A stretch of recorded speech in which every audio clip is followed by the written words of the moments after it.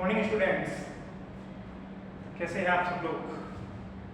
मैं तुम्हारा आपका एक बार फिर से स्वागत करता हूँ एक नई क्लास में। आज अपन डिस्कशन करने वाले हैं जो कि टॉपिक अपने बोर्ड पर लिखा हुआ है आइडियल केस के बारे में। आइडियल केस के बारे में जानने से पहले मैं आपसे पूछूंगा केस क्या होती है। सुना तो आपने पहले से ही छोटी क्लासों से सुनते आ रहे हैं, लेकिन होती क्या है case.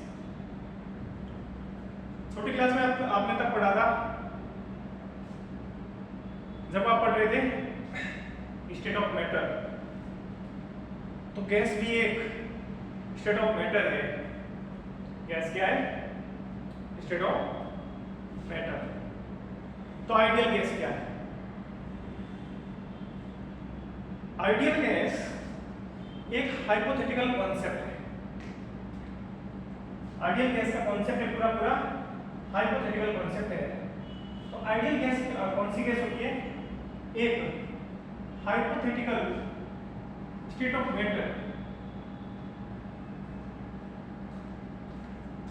Hypothetical state of matter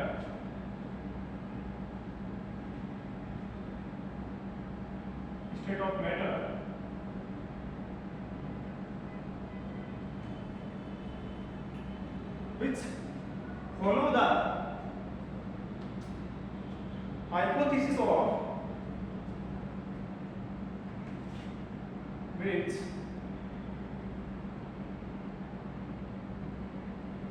follow the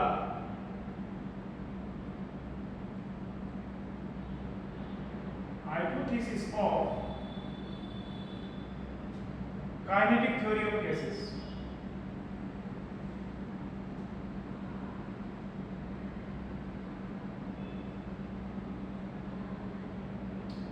अब नया वर्ड आ गया कि काइनेटिक थ्योरी ऑफ गैस क्या है। काइनेटिक थ्योरी ऑफ गैस एक अपना आइडियल गैस का चैप्टर जो आगे करेंगे, तब उसमें एक अलग से टॉपिक आएगा, अपन तब से पढ़ेंगे। अभी आप इतना ध्यान रखते हुए चलिए कि आइडियल गैस के बारे में पढ़ रहे हैं। ये पूरा एक हाइपोथेटिकल कॉन्सेप्ट है, ठीक है। अब आइडियल गैस पढ़ने में कुछ पैरामीटर काम में आते हैं। कौन कौन से पैरामीटर काम में आते हैं? देखिए,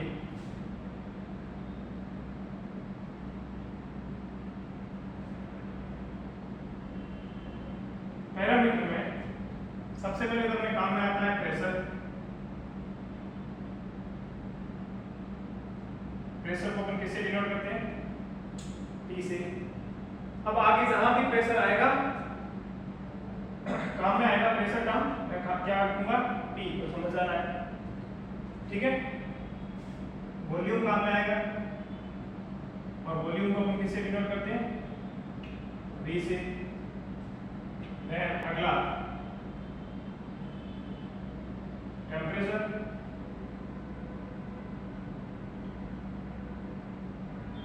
टेम्परेचर को किससे डिनोट करते हैं?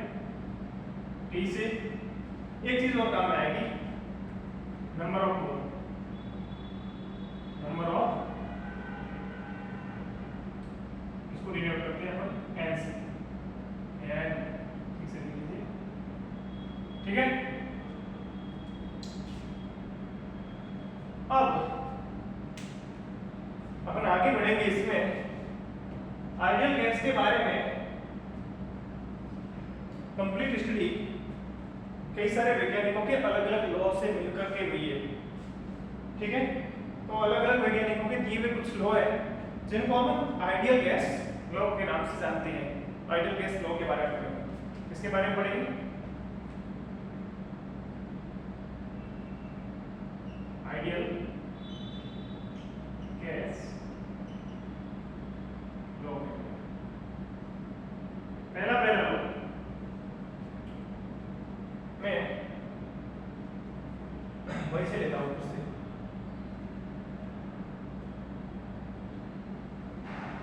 पहला लॉ दिया था अपने वैज्ञानिक थे बोयल्स,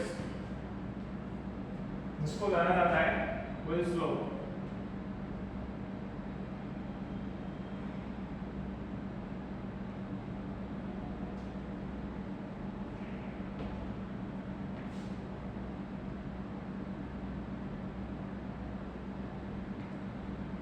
ठीक है, तो वॉयल्स ने क्या बताया था,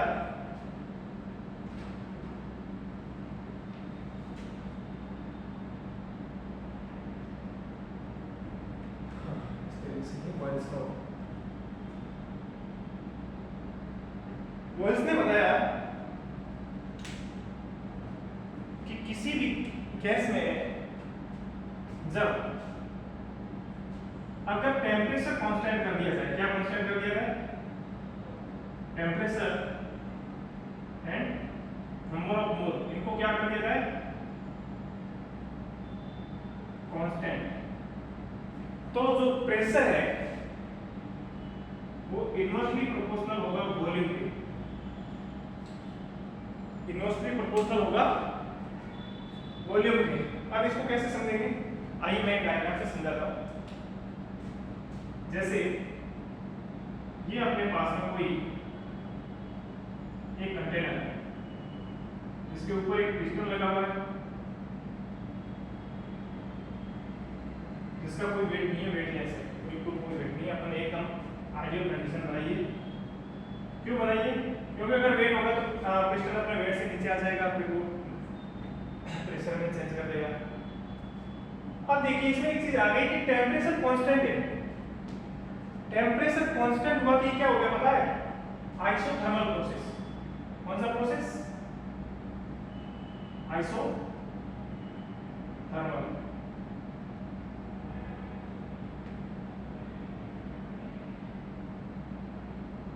ठीक है, इसका टेम्परेचर और नंबर ऑफ मोल, ये दोनों चीजें कांस्टेंट ले।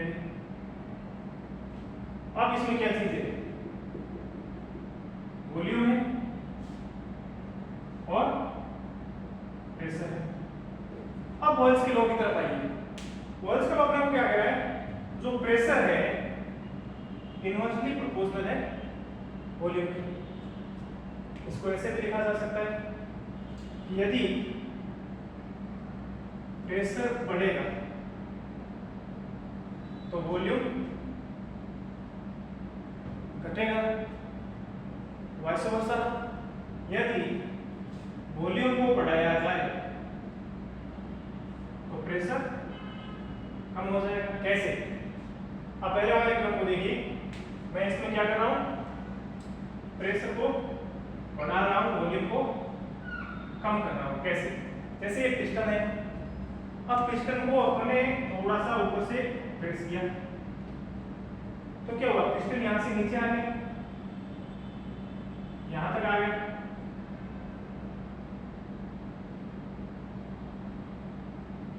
अब देखिए जब पिस्टन वहां पर था तो इसका वॉल्यूम कितना था, इतना, इसको V1 से डिनोट कर सकते हैं। लेकिन जैसे ही पिस्टन आया तो इसका वॉल्यूम ऊपर वाला इतना कम हो गया, ये वॉल्यूम इतना ही बचा, इसको V2 से डिनोट कर सकते हैं। अब देखिए तो पहले ऊपर था तो इसका प्रेशर P1 था, नीचे आया तो P2 हो गया। अब वॉयल्स के लॉ से देखिए, वॉयल्स का लॉ क्या बता रहा है, प्रेशर वॉल्यूम का इनवर्सली प्रोपोर्शनल है। इसको ऐसे भी लिखा जा सकता है,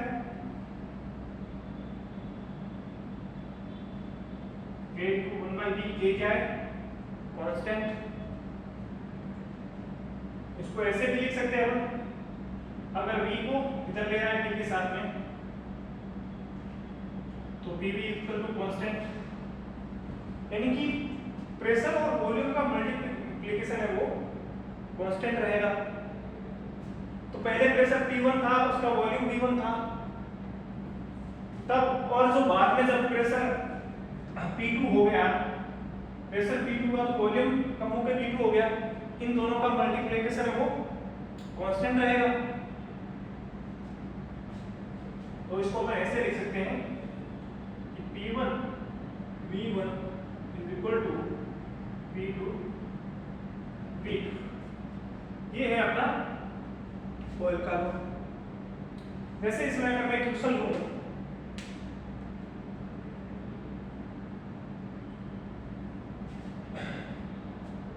नोट्स बनाने हो तो बना सकते हैं, फिर वाला क्वेश्चन मैं रख कर रहा हूं।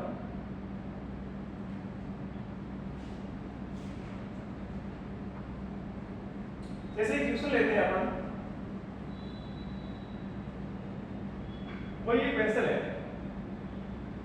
ठीक है, जिसका वॉल्यूम है अपना,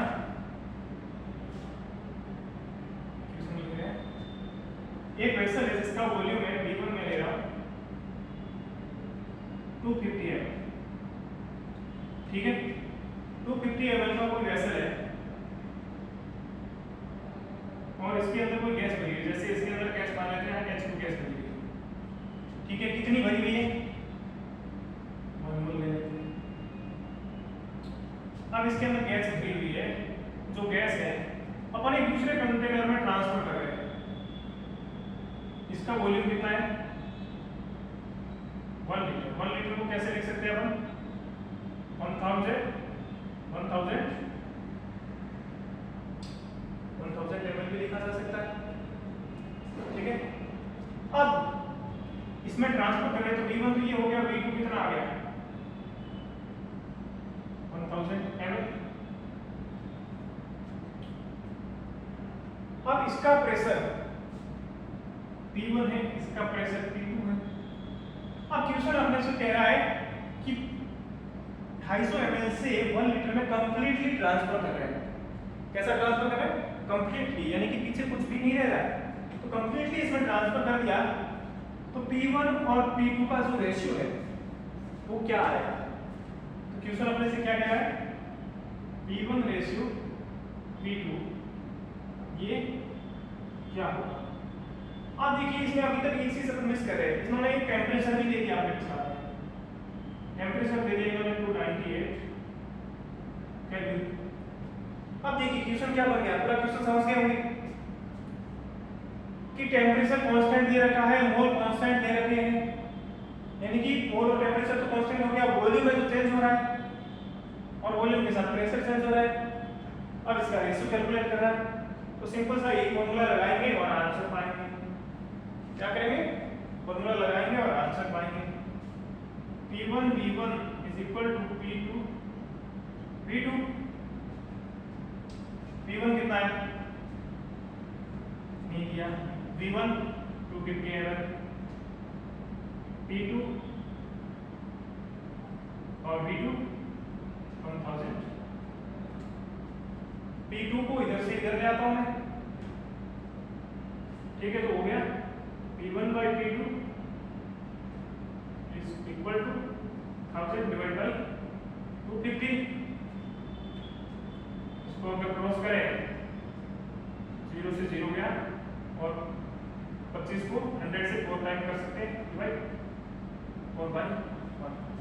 तो इसका आंसर मैं ऐसे लिख सकता हूं P1 ratio P2 is equal to 4:1।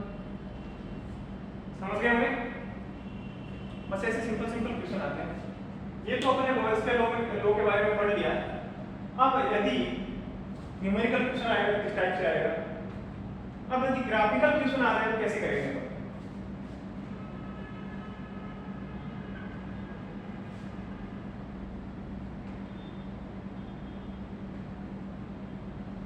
Voice के लॉ में ग्राफिकल क्वेश्चन आएगा कैसे करेंगे।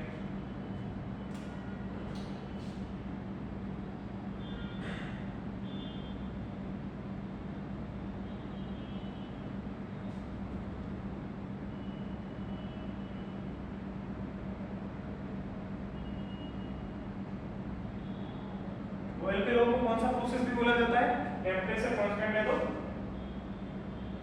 आइसो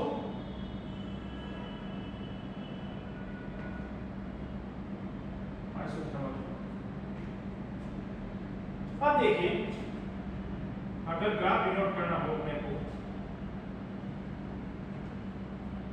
अब देखिए यहां पर अपना क्या निकला था वॉइस के लॉ में,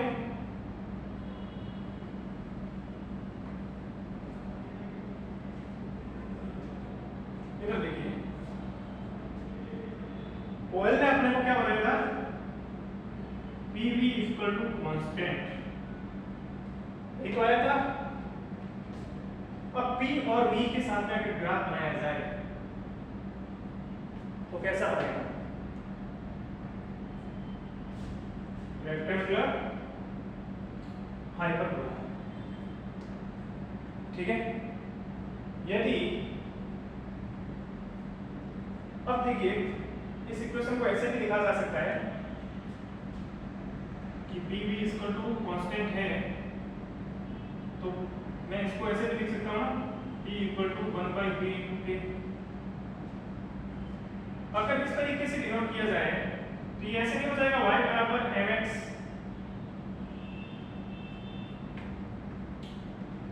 तो यदि इनके बीच में ग्राफ डिनोट करना हो तो हम कैसे करेंगे? देखिए, प्रेशर और साथ में 1/v,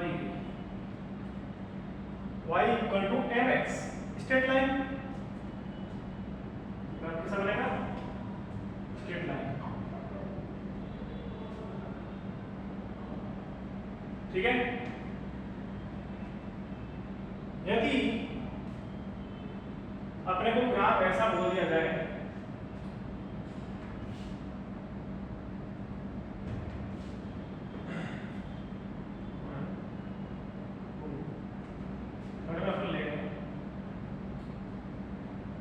PV वर्सेस V, ये किसके बीच में था? ये ग्राफ था P वर्सेस V में, ये था P वर्सेस 1/v में। अब PV वर्सेस V लेते हैं,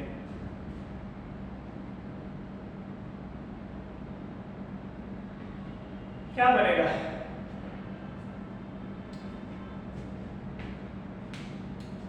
ये बनेगा PV और V लिखते हैं, PV कांस्टेंट है, क्या है? कांस्टेंट, PV कांस्टेंट, तो इसका ग्राफ भी कांस्टेंट आएगा, ठीक है। अब एक और लेते हैं, यदि अपने को बोल दिया जाए, इसकी लॉग फॉर्म में लेने के लिए बोल दिया जाए, तो ग्राफ ले लेते हैं log p versus log v में, इसमें log p versus log v, तो कैसे आएगा? हाँ सॉल्व करो, देखिए ऊपर सॉल्व कर रहा हूँ।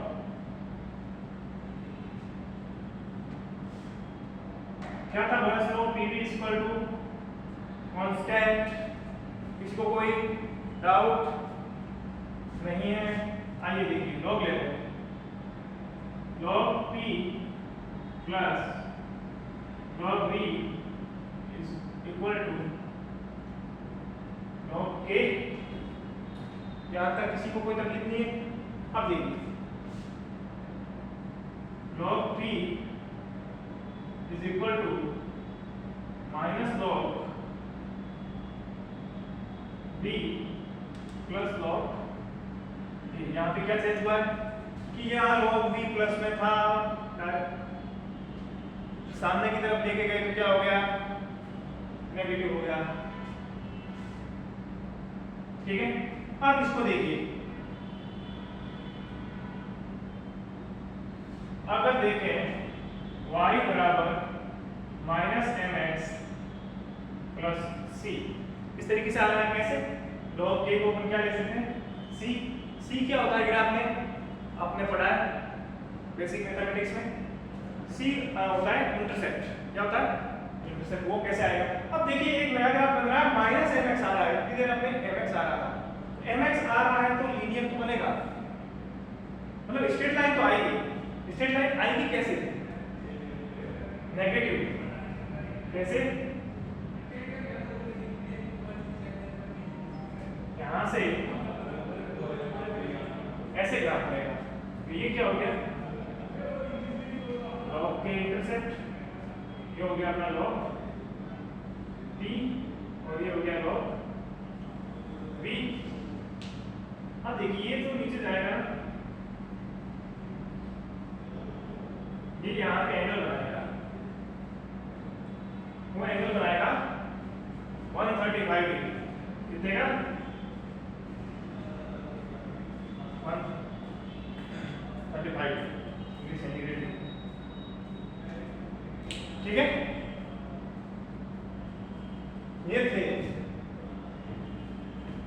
अब इनमें कोई एक और ग्राफ भी बनाया जा सकता है, जैसे एक ग्राफ और बन सकता है, इधर स्पेस नहीं है, मैं इधर बनाता हूँ। देखिए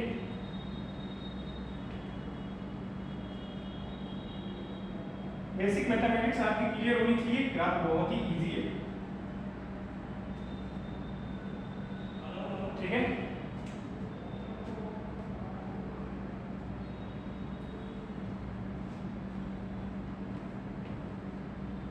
जैसे PV इक्वल टू के, अगर दोनों साइड में V से मल्टीप्लाई करूं तो क्या बन जाएगा, PV square is equal to V into k, हो गया। Y बराबर mx, सीधा स्ट्रेट लाइन कैसे आएगा, ये कितने ग्राफ होंगे, 1 2 3 4, देन 5 नंबर देखिए,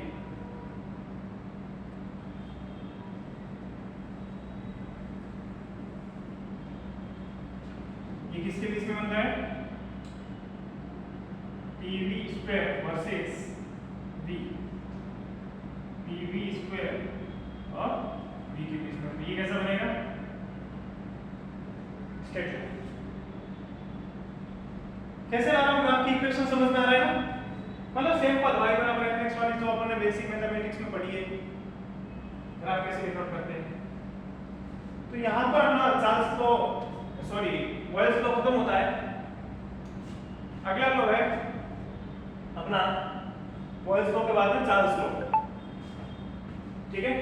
तो आज की क्लास यहीं पे कंप्लीट करते हैं, इसको आप रिवीजन करके रखिएगा, इससे मिली जुली क्लास रहेगी अगला लॉ की, ठीक है। Take care, thank you so much.